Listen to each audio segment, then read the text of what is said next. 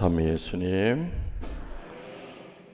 6월 달은 대축일이 매주 있지요? 무슨 대축일 우리 지나왔습니까? 처음에 성령 강림 대축일, 그리고 또 지난주에는 삼위일체 대축일, 오늘은 성체 성혈 대축일.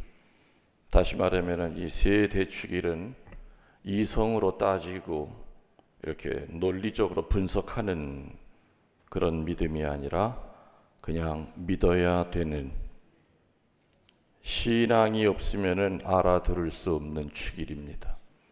우리 교회의 가장 중요한 축일들이 6월에 이렇게 연급하고 있습니다.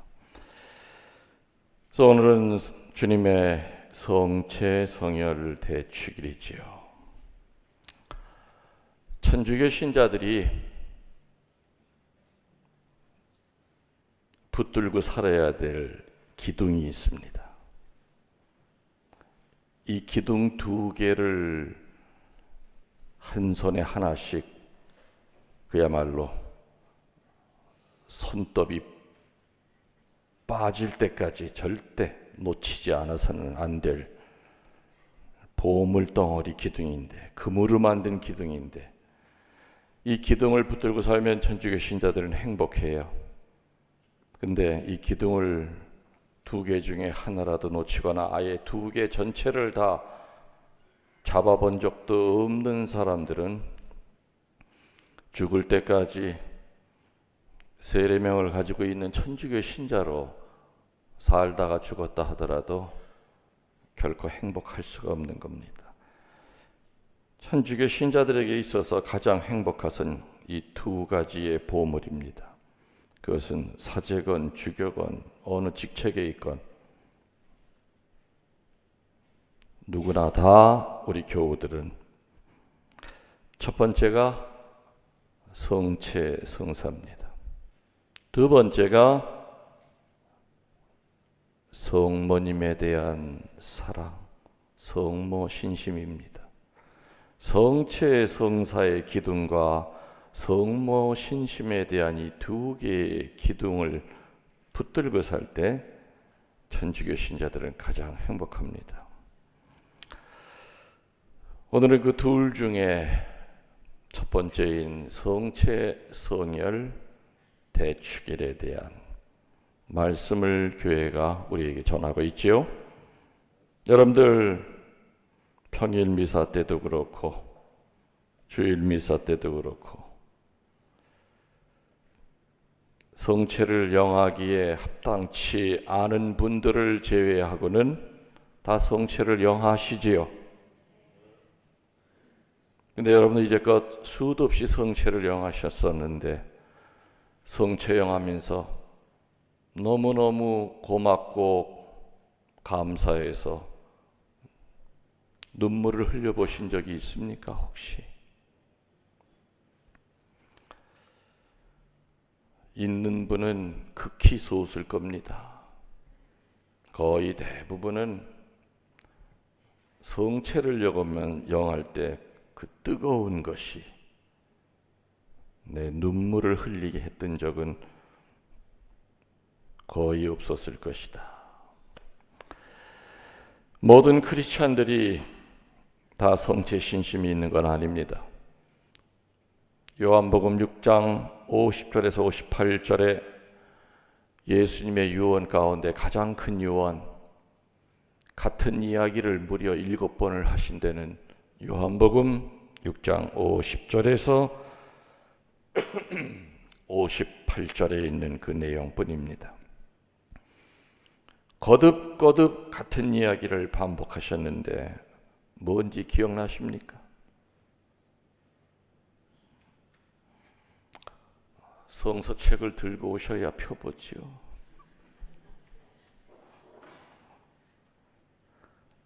내 살과 피를 먹고 마셔야 영원한 생명을 얻고 마지막 날에 그를 살릴 것이다. 영원한 생명을 얻는 그 기준이 주님의 살과 피를 먹고 마셔야 된다. 그리고 주님의 살과 피를 먹고 마셨느냐 안 마셨느냐는 것이 마지막 날에 그를 살릴 것이냐 안 살릴 것이냐에 대한 기준이라는 얘기를 50절에서 58절 사이에 7번이 반복이 됩니다. 예수님이 하셨던 사복음서에 나오는 말 가운데 같은 이야기를 이렇게 7번 했다는 것은 예수님의 유언 중에서 가장 큰 유언이고, 주님의 살과 피를 먹고 마시는 것은 선택사항이 아니라 이거는 반드시 필수다. 모든 크리스찬들이 다 성체 신심이 있는 것은 아니라 그랬습니다. 그건 마찬가지로 모든 크리스찬들이 다 성모 신심이 있는 것은 아니듯이 모든 크리스찬들이 성체 신심이 있는 건 아닙니다.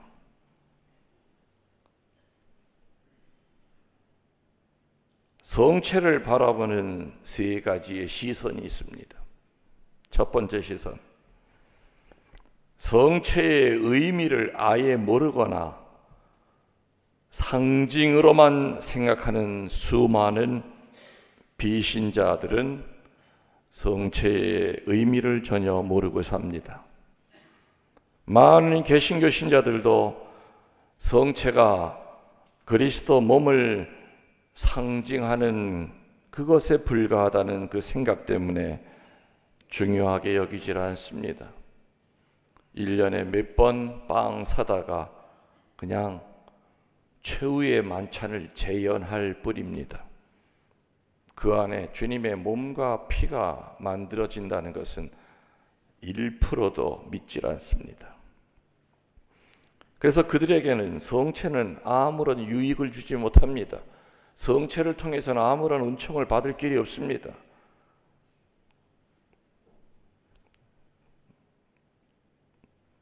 두 번째, 성체를 바라보는 시선은 아마 이것이 이 두 번째가 우리 대부분 천주교 신자들이 여기에 속해 있을 겁니다. 형식적으로, 습관적으로 영성체하는 사람들. 많은 천주교 신자들은 머리로는 성체를 예수님의 몸이라 생각합니다. 그러나 실제로는 형식적이고 습관적으로 영성체하고 있기에 성체 안에 계신 예수님과 친밀한 나눔을 가질 수가 없습니다. 그리고 준비된 마음 없이 의무적으로 참석하고 영성체합니다. 미사 후에도 성체를 영한 내 몸이 움직이는 감실이라는 사실을 잃어버리고 성체를 모신 그 몸을 가지고도 성체를 모신 성체가 들어간 그 입을 가지고도 교회 밖에 나가면 입으로 끊임없이 죄를 짓습니다. 성체를 영하면서도 자기 중심적인 삶에서 벗어나질 못합니다. 그래서 형식적으로 습관적으로 영하는 사람들에게 있어서 성체는 그들의 삶에 큰 힘이 되주질 못하고 있습니다. 세 번째 성체를 바라보는 시선은 성체 신심을 생활화하는 사람들입니다. 성체가 참으로 그리스도의 몸이고 그리스도께서 성체를 통하여 우리 가운데 현존하시면서 우리에게 필요한 힘을 주시고 성체를 통하여 우리를 변화시켜 주신다고 하는 것을 체험합니다. 그래서 자주 성체 조배를 하고 자신의 모든 일을 예수님과 의논하게 됩니다. 그리고 자주 미사 영성체 하면서 예수님을 주님으로 모시고 그분의 힘으로 살아갑니다. 그래서 성체 신심을 생활화하고 살아가는 사람은 자기 능력 이상의 이 일도 거뜬히 하게 됩니다. 점점 그리스도의 인격으로 변화돼 갑니다. 그리스도와 동일화가 돼갑니다. 갈라디아에서 나오는 것처럼 바오로 사도의 말씀처럼 이제는 내가 사는 것이 아니라 그리스도가 내 안에 사십니다. 그리스도와의 동일화. 예수님을 믿는 개신교 교우들은 이 세상 살면서 그들의 신앙적인 목적은 뭐냐? 물론 영원한 세상의 구원은 우리와 똑같습니다. 그러나 그들은 이 세상 살면서 예수님을 닮는 겁니다. 그러나 우리 천주교 신자들은 성체가 있기 때문에 성체를 영하는 즉시 예수 그리스도가 됩니다. 성체를 영하는 천주교 신자들은 예수님처럼 기도를 하는 것이 아니라 예수님이 돼서 기도하는 것이고, 성체를 영하는 천주교 신자들은 예수님처럼 비스무리하게 봉사하는 것이 아니라 예수님이 돼서 봉사하는 것이고, 성체를 영하는 천주교 신자들은 예수님처럼 순명하는 것이 아니라 예수님 자신이 돼서 순명하는 겁니다. 이게 개신교와 천주교의 성체를 영하고 안 하고의 하늘과 땅의 차이입니다. 그래서 엄밀히 따져서 개신교와 천주교 전부 다 구원의 문 안으로는 들어와 있지만 개신교에는 성체, 성사가 없기 때문에 구원에 대한 보증이 없습니다. 개런티가 없습니다. 엄밀히 따지면. 예전에 한 7년 정도 수인 사목을 했었습니다. 수인 사목이 뭔지 아시죠? 교도소 사목. 내가 교도소 사목을 할 당시는 그때 당시 가장 사형 집행이 많았던 시절이었습니다. 그래서 사형 집행을 하려면 그 사형수의 종교에 따라서 거기에 관여하고 있는 사제를 불러서 입회를 시킵니다. 형장에. 저는 5번을 사형장에서 입회를 했었죠. 끔찍합니다. 사람을 생으로 목을 매달아 죽는 그 광경을 5번을 봤습니다. 며칠 동안은 잠 못 자지요. 자꾸 나타나서. 교도소에 미사를 가면은 천주교 신자들이 미사를 나오겠죠. 교도소 사목하는 신부들의 꿈은 뭔지 압니까? 미사 때 자꾸 사람이 주는 겁니다. 일반 본당 신부들의 꿈은 성당 안이 꽉 채워지기를 원하겠죠. 그런데 교도소에 근무하는 신부님들은 미사 때마다 사람들이 꾸역꾸역 세례받은 인간들이 죄수복을 입고 자꾸 들어오기 시작하면은 마음이 그렇게 아플 수가 없어요. 교도소에 자꾸 들어오니까.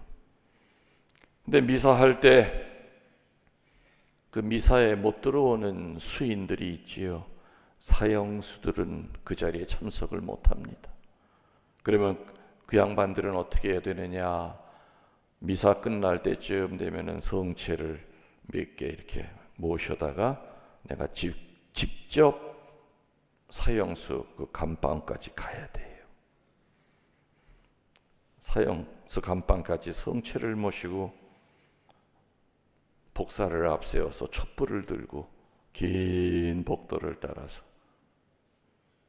희한하게 교도소 안에 그렇게 신냄새가 나요. 하여튼 뭐가 신냄새가 나요. 특유의 교도소 냄새가 있어요. 쭉 들어가서 교도소 사형수 감방 앞에 딱 서면은 이미 그 형제는 내가 미사 시작할 때부터 1시간 이상을 자기 철장 앞에서 무릎을 꿇고 기다리고 있어요. 그리고 사제가 들어오는 소리가 들리면은 내가 그 앞에 서면 하염없이 눈물을 흘려요. 주님의 기도와 그리고 영성체 준비를 시킨 다음에 입에다 성체를 넣어주려고 하면 엉엉 울어요. 왜? 오늘 이 성체 영하고 한 달 후에야 신부님이 또 오실 텐데 그때까지 내가 살아있으리라는 보장이 없어.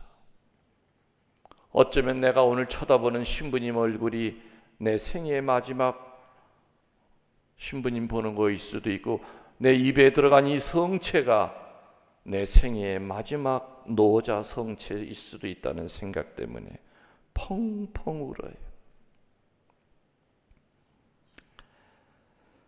사람은요, 자기 죽을 때를 대략 알아요. 뭔가 사인이 와요. 내가 몇 번 사형장에 입회했다고 그랬죠? 5번. 저는 전국으로 불려다니면서 했어요. 영동포교도소 쪽으로도. 왜냐하면은 각 교구마다 수인 사목하는 신부님이 있는데 절대로 사형장에 입회 못하는 신부님들이 있어요. 마음이 여린 신부님들은 못해요. 그냥 기절해버려요. 그래서 또 소문이 내가 또 이상하게 났어. 하여튼 그런 소문은 잘. 아무튼 사형장 입회 전문가다. 참나. 그래서 아무튼 전국에서 사형시킬 때마다 날 불러. 그 대개가 새벽 2, 3시에 전화 오면 이거는 불안한 거예요. 전화를 딱 받죠. 신부님 아무개 교도소장입니다. 한밤중에 죄송합니다. 법무부로부터 천주교 신자 아무개 내일 몇 시에 형 집행 떨어졌습니다. 새벽 몇 시까지 오셔서 종교 행사하시고 입회해 주십시오. 그 아이 그렇게 감형시키려고 그렇게 뛰어다녔는데 무기징역으로 감형시키려고 그렇게 애를 썼는데 결국에는 죽는구나. 교도소에 들어올 때는 못된 짓 많이 했지요. 조폭으로 사람도 열어 죽이고. 근데 교도소 들어와서 교리 배우고 세례 받고 난 다음엔 천사도 그런 천사가 없어. 온몸에 있는 지 문신 지우려고 별짓을 다 했어요. 피가 철철 나도록. 애기같이 살았어. 나이도 25밖에 안 된 그 아이가 죽는 모습을 내가 내일 봐야 되는구나. 세례 주는 나를 아버지처럼 항상 신부님 소리도 안 했거든. 아버지, 아버지하고 불렀는데 날밤을 꼬박 새고 충혈된 눈으로 교도소를 갑니다.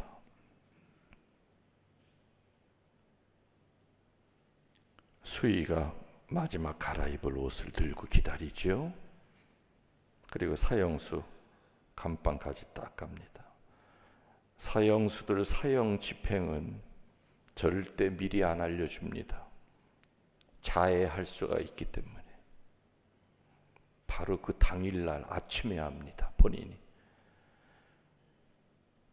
간수들과 같이 안드리아가 있는 그 사형수 감방까지 뚜벅뚜벅 걸어가면은 철장 안을 들여다보면 안드리아가 벽을 보고 무릎을 꿇고 기도를 하고 있는데 본인도 뭔가 느낌이 왔던 거예요. 온 얼굴이 피땀으로 젖어 있어. 저는 그래서 예수님이 겟세마니에서 기도하시면서 피땀 흘리셨다고 그랬죠? 그건 소설이 아니에요. 피땀을 저는 많이 봤어요. 의학적으로도 사람이 극도의 공포에 사로잡히면 모세혈관이 터진대요. 그래서 그것이 땀구멍으로 같이 흘러내린대. 그게 바로 피땀, 라틴어로 히모트라시스라고 하는 그런 증세예요. 얼마나 괴로웠으면 무릎 꿇고 벽을 보고 기도하고 있는데 그 아이의 얼굴에서 벌건 런닝샷스가 벌겋게 쳐져. 그러다가 철장 밖에 인기척이 나서 옆을 돌아다보니 누가 서 있었겠어요? 내가 서 있는 거예요. 그럼 바로 기절해 버려요. 왜? 이 새벽에 신부님이 이 새벽에 올 이유는 딱 한 가지, 나를 저승사자처럼 봤을 거예요. 기절해 버려요. 그럼 들어가서 물을 먹이고 깨우면은 또 기절해. 온 몸은 문어처럼 그냥 흐느적거려. 아무 힘을 못 써. 교도관들은 시간이 지체되면 그냥 끌고 나갑니다. 발 잡아가지고 그냥 끌려 나갑니다. 개끌듯이 끌려 나갑니다. 안드레아야, 정신 차려라. 내 품에 안고 너 정신 차려야 돼. 말을 못하죠. 그러면 성체를 꺼냅니다. 성체도 온전히 다 영하지 못하기 때문에 반에 반으로 잘라서 숟가락에다 성체를 녹입니다. 그리고 입을 벌려 안으로 집어넣죠. 생켜라. 본인이 아무리 생키려고 애를 써도 식도가 닫혀버렸기 때문에 못 넘겨요. 입안에서만 맴돌고 아무리 기를 써도 성체가 안 넘어가. 그런데 목에다 손을 대고 안수를 합니다. 주님, 제발 들어가 주세요. 주님이 들어가셔야 이 아이 두 발로 일었을 겁니다. 그러면 꿀떡하고 넘어가는 소리가 나. 성체를 영하고 난 다음에는 전혀 다른 사람이 돼요. 어디서 그런 힘이 생겼는지 벌떡 일어나서 본인이 수위 갈아입고, 저는 그 앞에서 그냥 눈물만 흘리고 있지요. 안드레아야, 미안하다. 신부님 원망스럽지. 너 못 살려서 미안하다. 아버지 원망스럽지. 괜찮습니다, 아버지. 울지 마세요. 내가 그놈의 팔을 붙들고 나가야 될 판인데 내가 더 떨려. 오히려 내 팔을 끌어안고 둘이서 부둥켜 안고 간수들을 앞세워가지고 긴 복도를 지나서 형장으로 갑니다. 문이 탁 열리면 섬찟하지요. 천장에 줄이 매달려 있어요. 이쪽 유리창 안에는 입회인들이 마치 모기장 안에 들여다보듯이 들여다보고 있지요. 교수형은 100% 머리를, 얼굴을 가립니다. 그렇지만 특별한 경우에는 본인이 원하지 않으면 안 가립니다. 근데 우리 교우들은 다 안 가렸어요. 신부님 마지막 강복하는 거 보고 죽겠다고. 저는 차라리 가렸으면 더 좋았죠. 그 얼굴 안 보고 신부님 강복 주세요. 가겠습니다. 그래, 너 25 젊은 나이에 이렇게 세상과 하직하지만은 세례를 통해서, 견진을 통해서 깨끗한 게 됐으니까 천국 가면은 성모님 만나고 예수님 만나거라. 마지막 강복을 줍니다.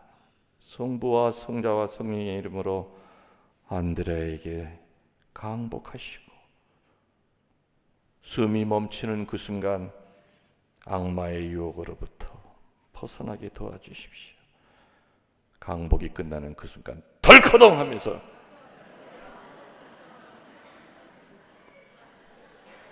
밑이 그냥 열리는 거예요. 밑이. 그러면 몸뚱아리가 밑으로 떨어지겠죠? 떨어지고 난 다음에 줄이 막 흔들려요. 밑에는 안 들여다봐도 알아. 양손은 묶여 있고, 목은 졸리고, 발도 묶여 있고, 숨 끊어질 때까지 밧줄이 요동을 쳐요. 아무리 체력이 강해도 5분을 못 버텨요. 5분 지나면 딱 흔들리던 줄이 서요. 그리고 10분을 더 매달아 놔요. 완전히 죽이기 위해서. 그리고 난 다음에 칠성판에 그 시신을 뉘우면은 의사가 제일 먼저 내려가서 사망 선언을 하고 그 다음에는 내가 내려가요. 내가 내려가서 그 아이를 끌어안죠. 고생했다, 애썼다. 근데 우리 천주교 신자들은 죽고 난 다음에 모습이 그렇게 이쁠 수가 없어. 내가 교우 아닌 사람들 입회할 때도 있었어요. 제가 기도해 드릴까요? 미쳤냐? 오만 육두문자를 나한테 다 욕을 해요. 죽고 난 다음에 밑에 내려가 보면은 혀는 이만큼 빠져 있고 항문으로 창자는 다 빠져나와 있고 사람 얼굴이 아니야. 인간 얼굴이 아니야. 정말 사람은 잘 죽기 위해서 잘 살아야 된다. 죽을 때 정말 선한 마음으로 죽으면 죽고 난 다음에 얼굴도 이뻐요. 오히려 우리 신자들은 살아있는 것처럼 혈색이 도를 정도예요. 어떤 때는 의사 보러 선생님이 다시 한번 맥 한번 집어줘 보세요. 아무래도 살아있는 것 같아요. 아니에요, 신부님 죽었어요. 우리 교우들이 사형장 앞에서 그렇게 담대할 수 있었던 것은 한 달에 한 번 영하는 성체예요. 그 성체의 힘으로 죽음도 두려워하지 않았죠. 200여 년 전에 수많은 순교자들이 이 땅에서 돌아가셨습니다. 그분들 가운데는 죽을 때까지 성체를 입에 영해 본 적도 없이 그 거룩한 성체가 있다는 그 생각 하나만 가지고 순교터에서 예수님을 증거하다 돌아가신 분들이 많죠.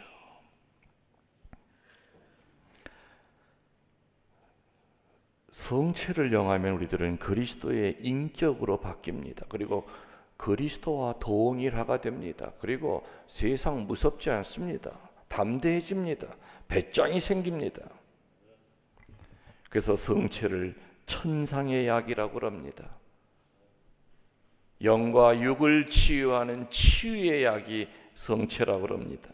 세상의 보약이 아무리 좋아도 그 보약을 먹고 천수를 다해 살 수 있는 약이 있다 하더라도 성체만 하겠습니까? 성체는 영생을 보장하는 약입니다. 여러분들 예전에 그런 얘기 들으셨죠? 어떤 얘기? 아버지가 중병이 걸렸어요. 별의별 약을 다 그 효자 아들이 데려드려도 낫지를 않아. 근데 지나가던 어떤 중이 한마디 툭 던져요. 아들한테. 그 사람의 살을 먹이면 불치병이 나은댄다. 그 중 하는 얘기를 듣고 그 효자 아들은 어떻게 합니까? 칼을 갈아요. 그리고 부엌에 들어가서 자기 허벅지 살을 잘라내요. 얼마나 아프겠어. 피가 뚝뚝 떨어지는 그 허벅지 살을 약탕제에다 놓고 그거를 데려서 약이랑 죽어가는 아버지 입에다가 한 방울 똑똑 떨어뜨렸더니 살아나더라 하는 그런 얘기도 있지요. 우리는 미사 때마다 우리 살리시기 위하여 예수님이 당신의 몸을 주세요. 효자 아들이 아버지를 살렸지만은 예수님은 우리 살리기 위하여 당신의 몸과 피를 우리들에게 먹이시는 거예요. 인삼 녹용에 비하겠습니까? 비타민에 비하겠습니까? 성체는 천상의 약이에요. 오상에 비 오신 분임은 태양이 없이는 살아도 성체가 없이는 난 못 삽니다. 이런 애절한 마음으로 성체를 영할 때 어찌 눈물이 안 흐르겠는가? 성체는 예수님과 하나 되는 성사입니다. 예수님의 신성에 참여하는 성사입니다. 성체는 성령과의 일치를 가져오는 성사입니다. 성체는 예수님과 한 마음이 되게 하는 성사입니다. 성체는 치유의 성사입니다. 그렇기 때문에 여러분들 성체 영하기 전까지는 줄 서서 나오면서 성가를 부르시더라도 성체를 영하고 자리에 들어가서는 성가 부를 때가 아닙니다. 성체를 영하는 순간 여러분은 감실이 된다고 그랬죠. 또 하나의 예수님이 된다고 그랬습니다. 그래서 자리에 들어가서 그때는 성가 부를 때가 아니라 여러분의 손은 예수님의 손으로 변했기 때문에 그 예수님의 손을 가지고 아픈 데가 있으면 아픈 데 손을 대고 주님, 제가 심장이 안 좋습니다. 치유시켜 주십시오. 마음에 상처가 있고 그리고 많은 어둠이 있으면 주님, 제 삶의 역사 안에 들어오셔서 미움으로부터 해방되게 해주십시오. 저는 지금도 그 사람을 정말 미워합니다. 여러분들이 평일미사 영성체 후에 주일미사 영성추회 후에 늘 그런 마음으로 성체를 영한 즉시 예수님의 손을 가지고 여러분 스스로 얼마든지 치유기도 하실 수 있는 거예요. 사제가 머리에 손을 얹어야만 치유가 되는 것이 아니라 성체를 영하면 예수님이 된다고 그랬죠. 그럼 예수님의 손이 되는 거예요. 그 손을 가지고 치유기도 하세요. 그리고 미사 끝나고 난 다음에도 그 거룩한 예수님의 손을 가지고 누구 사태질 하는데 쓰지 마시고 집안에 아픈 환자가 있으면 그 손 그대로 가져가서 안수해 주세요. 교우가 병원에서 앓고 있으면 영성치하고 난 다음에 그 손을 가지고 그대로 가져가서 머리에 손을 대고 예수님 도와주세요. 기도해 주세요. 개신교 신자들은 이런 은혜 꿈도 꾸지 못합니다. 맞습니까? 틀립니까? 이렇게 우리들은 엄청난 보물 속에 살아가는데도 늘 보물이 가까이 있다 보니까 보물인 것조차를 몰라. 그냥 나가면서 영하고 들어오는 거고 입안에 지금 뭐가 들어왔는지도 의식조차 하지도 않고 살지요. 성체 영하고 난 다음에 뭘 해야 될지도 모르고